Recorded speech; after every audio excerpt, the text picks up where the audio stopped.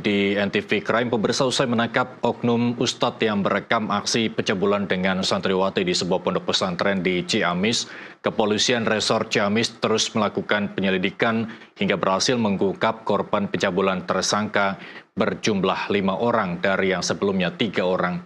Tersangka mengaku sengaja merekam adegan pencabulan untuk mengancam korban. Nizar Hashimi Nurdin, pria 25 tahun ini tidak berkutik saat digiring unit PPA Satreskrim Polres Ciamis, Jawa Barat.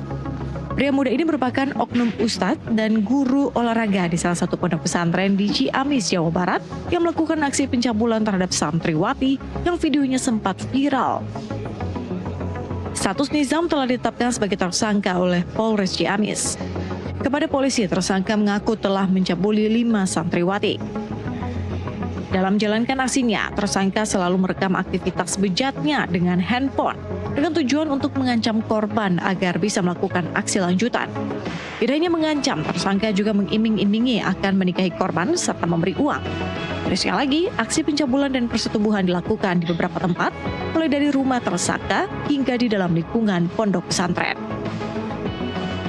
Tersangka mengaku telah menjalankan aksinya sejak tahun 2021. Beberapa santriwati bahkan sudah ada yang lulus dari pondok. Kasus ini terungkap setelah salah satu orang tua korban menemukan percakapan tak pantas antara anaknya dengan tersangka, di mana sang anak akhirnya mengaku telah disetubuhi oleh tersangka. Jadi kejadian awalnya tahun 2023, di mana dilakukan pencabulan di rumah tersangka. Yang pertama dilakukan adalah seperti ciuman dan rebahan. Setelah itu, anak korban pulang kembali ke pondok dan dikasih uang kurang lebih 50.000. Kemudian beberapa waktu kemudian, tepatnya di bulan November 2024, tersangka sudah semakin berani dan sering mengajak anak korban yang lain ke rumah tersangka. Dan di sanalah mulai dilakukan persetubuhan, di mana anak ini dengan bujuk rayu tersangka menyampaikan akan bertanggung jawab, akan menikahi anak korban.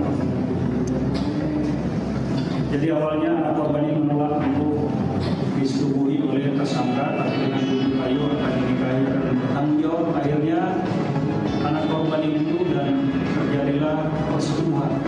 Sementara itu, Forum KPAID Jawa Barat yang mendampingi korban dalam kasus ini mengapresiasi tindakan polisi dalam menangani kasus ini. Menurutnya, yang kini diprioritaskan adalah penanganan trauma psikologis bagi para korban. Pelaku dapat diamankan kurang dari 6 jam setelah kami melakukan laporan.